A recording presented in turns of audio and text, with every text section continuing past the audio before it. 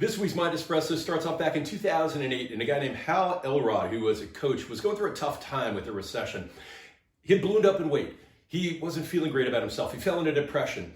And as he started reading about what would be great ways to move himself out, he kept coming back to mornings and morning rituals, and he studied what top performers do in the morning, and his work became this acronym, SAVERS, which you can see over here. And it's a really interesting model for us to use in our attempt to mimic high performance. First of all, why mornings? Well, the morning is when your brain starts setting your intention or your frame throughout the day. And as Dan Kahneman talked about in Thinking Fast and Slow, and others have talked about who've researched this, if we don't set intentions for our brain will start making up stories throughout the day. And because we have a negativity bias, it'll start creating negative stories throughout the day if we don't take control, if we don't set our intentions throughout the day. And SAVERS is a great way to physically and mentally set your intention throughout the day so that you can have your highest performing day possible. And all you have to do is get better day by day by day in a compound world that will make a huge difference at the end of 1 year. So let's talk about SAVERS. The S is for silence. Scares you, right? You're thinking about meditation, you're like, I can't meditate. Well, he's not about passive silence either. Silence is about removing distractions and being able to sit with yourself with good posture. You don't have to remove all thought from your brain. In fact, he would argue that you need to set intentions. The most important thing, though, is not to judge. Do not judge yourself for good or bad thoughts. Sit with yourself for 10 minutes around what you hope to accomplish or what you're contemplating in life, and give yourself that time. Next, affirmations. And again, not affirmations in the way that you may have seen them before, right? I am great. I am going to be a millionaire. This is about really making commitments to yourself. When Hal talks about affirmations, he said, what are you committed to? Why are you committed to it? Why is that so important to you? What are you going to do, and when are you going to do it by? Those are active affirmations that can move you forward throughout your day. Then visualize what you're going to accomplish throughout the day. You know, there isn't a great athlete in the world who doesn't practice visualization. Why? Because it works. The brain doesn't actually know the difference between real success and success that you imagined and visualized. The brain doesn't have that capacity. So we can use that to our advantage. So how do you create a good visualization? Well, you visualize yourself doing, right? And doing the tough stuff.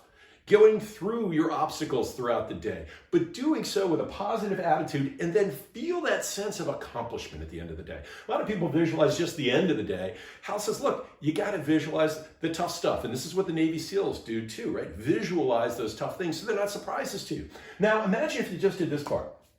You set your intentions throughout the day. You used affirmations as commitments, and you visualized your day. Would your day go better? Science says yes, because you have now set the frame through which your brain is now going to attach everything else to throughout the day. Now, he adds in 3 more. Number 4 is exercise. Get moving, get the blood flowing. Tons of research around why it's so important to get breathing, get your blood going, and drink water throughout the day. Even do 60 seconds. I actually did this. I got 40 pounds overweight, right? And I started getting up every day just doing 60 seconds. Can I do 60? He does a 7-minute app, but you could set aside 60 minutes, 10 minutes, but get moving, get the blood flowing.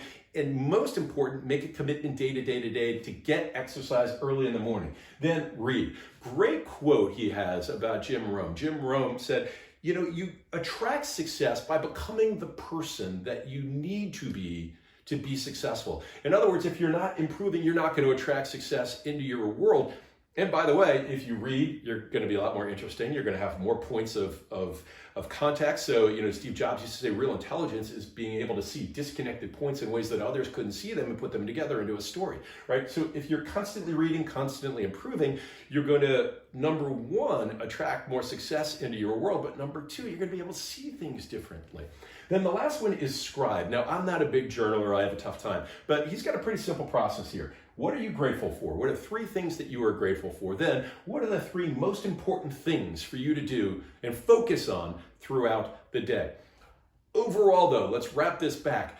Good habits in the morning can set your day off on the right foot. It sets your mind in the right frame, gets you physically ready for the day, and it also front runs this problem of being sort of at the mercy of circumstances as they happen throughout the day, right? As you set your intentions and your affirmations, you visualize, then you get yourself physically ready and mentally ready for the day.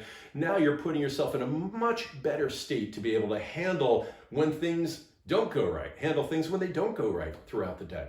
So the book is called Miracle Mornings. The author is Hal Elrod. And I will tell you, I've done a version of this. It works. And that's this week's MindEspresso.